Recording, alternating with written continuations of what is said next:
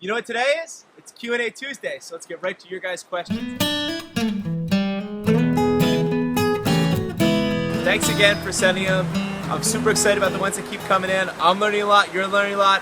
We're having a great time with it, so here we go. D. Metler from YouTube asks, I think my pear tree has Fireblight. How do I treat it?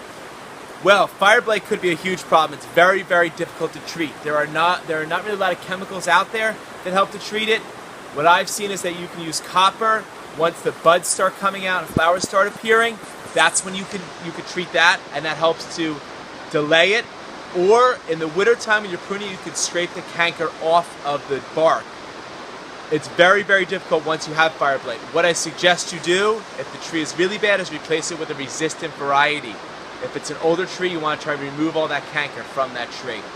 The next question I have, Anne-Marie on Facebook asks, my grass plants are starting to droop. When is the best time to cut them back for healthy growth next year? Well, Anne-Marie, there's a couple schools of thought with grasses. I tend to like to leave my grasses the way they are all winter long because I get some birds that'll come eat the seed pods off them, and I get some really nice winter interest with the flower plumes on them. If they're drooping too much and they become unsightly, you can cut them down right now and they'll be fine till next year. You generally either want to cut them down in the fall or you can wait till the spring. It's totally up to you.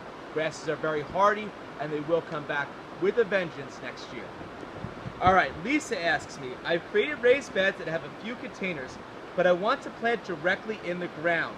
Repeated applications of molten compost seem to get devoured quickly in the sandy soil. What is your suggestion for amending very sandy soil to hold nutrients and moisture and to help the garden plants thrive? So, Lisa, a couple suggestions. I think it's great, first of all, you have sandy soil because that means it drains really well, and it's a lot easier to correct sandy soil than it is to correct heavy clay soil. So what we recommend is mixing in what we have is called bumper crop here. It has some topsoil, some peat moss, and a lot of organics and mycorrhizae in there to help build the soil. It's called the soil builder, so it builds more structure to your soil. If you have a really big raised bed in a really big area, you want to get some topsoil in there and mix it in with the sand. If you just have the organics and the mulch, there's too much organic in there, so you want to add some topsoil. But if it's just a smaller area, I highly recommend the bumper crop. It's a phenomenal product. Finally, Janice Mancuso asks, when can I start trimming and transplanting shrubs, in particular hydrangeas? I want to move some Rosa Sharon trees to the far end of my property since they're so invasive. Is now a good time? Well, Janice, the problem is right now we're in the middle of a drought. The ground is super, super dry. So we need a couple weeks of really good rain before, excuse me, before you can move anything.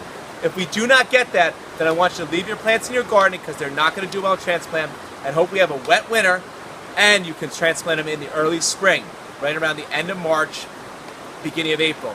Thank you guys so much for your questions. I love them. Keep them coming down here on our Facebook page. Thanks and have a great Tuesday.